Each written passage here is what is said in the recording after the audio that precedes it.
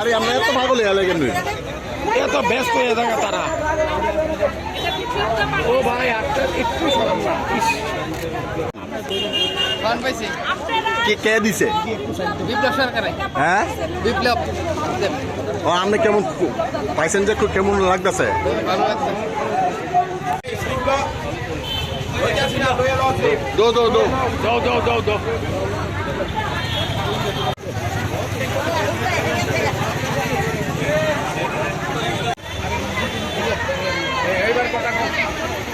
কয়েক দশকের সবচেয়ে বড় প্রাকৃতিক দুর্যোগের সম্মুখীন আমরা এবার হয়েছি ত্রিপুরাবাসী।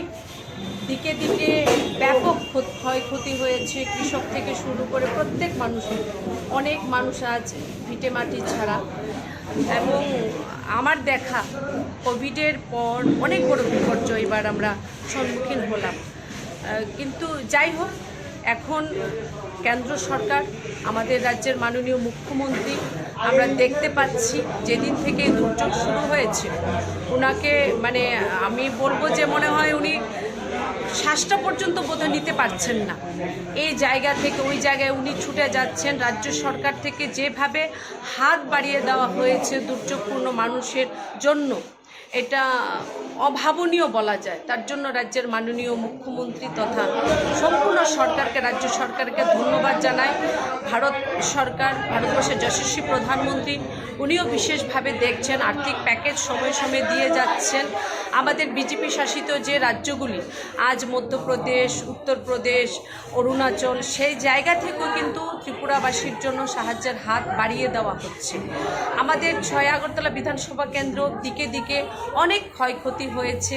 অনেক মানুষ আজ বাড়িঘর ছাড়াও কিছু ত্রাণ শিবিরও চলছে।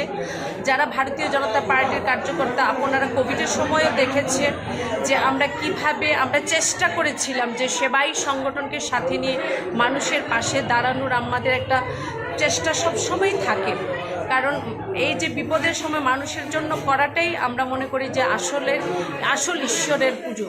তো আজকে আমাদের এই 13 নম্বর যে ওয়ার্ড, এই 13 নম্বর ওয়ার্ডে আমাদের যিনি লোকসভার সাংসদ বিপ্লব কুমার দেবজি, উনি আমাদের এখানে কিছু ত্রাণ সামগ্রী পাঠিয়েছেন প্রায় 400 মানুষের জন্য। আজ সেটা আমরা বিতরণ করব মানুষের জন্য।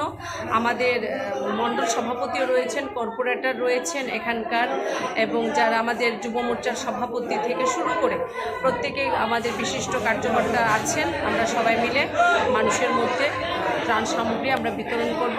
বাকি যে ত্রাণ শিবিরগুলো চলছে এগুলিও আমরা চেষ্টা করছি। সরকার তো করছে, সরকার আধিকারিকরা ভীষণভাবে, তাদেরকে আমরা প্রথম দিন থেকে দেখছি যেভাবে সরকার এবার এগিয়ে এসেছে। তার পাশাপাশি আমাদের যারা রয়েছেন, আমাদের বিভিন্ন মোর্চা, আমাদের সংগঠন, পার্টির সংগঠন, তাদের সাথে থেকে আমরা ত্রাণ শিবিরগুলিতেও আমরা সাহায্য করে যাচ্ছি।